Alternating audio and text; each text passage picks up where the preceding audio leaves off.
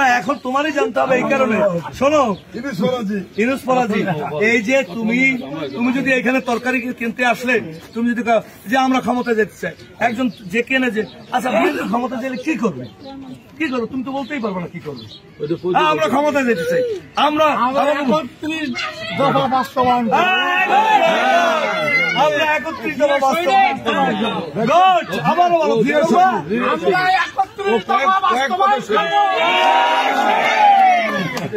আমরা চেয়ার পরিবর্তন চাই না, আমরা গুণগত পরিবর্তন চাই। এই গুণগত পরিবর্তনের মূল কথা এখানে রয়েছে যে 31 দফার মধ্যে সবকিছু আছে, সবকিছু আছে। তোমরা এটা পড়ে মানুষকে বোঝাবো, ঠিক আছে?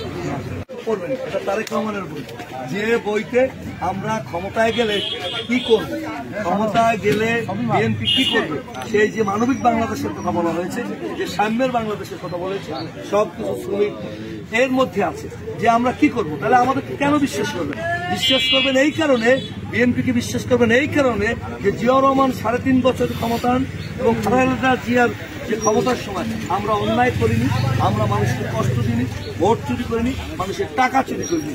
সেই কারণেই আমাদের বিশ্বাস করে ক্ষমতায় দিলে আমরা এটি বাস্তবায়ন করব এবং তারপর আপনার সন্তান নাতি এই বইটা পড়াবেন এবং পরে বিএনপি যে ক্ষমতায় যেতে চায়, হ্যাঁ ছোটবেলা, এই জন্যই তো আপনার এখন কথা হলো বিএনপি শুধু ক্ষমতায় যাবে, কি করবে বিএনপি ক্ষমতায় গিয়ে, এটা তো জানতে হবে।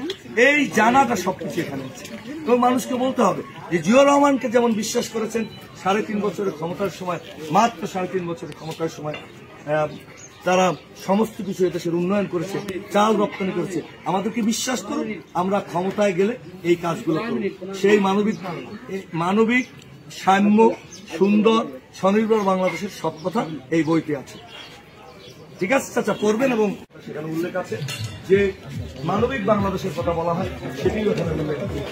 সবাই মিলে পড়বো, জনগণকে জিয়াউর রহমান খালেদা জিয়া আমরা 17 বছরে আমাদের সাথে যারা ছিলেন অনেক কষ্ট করে, এই কষ্টের অংশে হিসাবে বিএনপি ক্ষমতায় যেতে, ক্ষমতায় শুধু ক্ষমতা না, চেয়ার পরিবর্তন, এর গুণগত পরিবর্তন।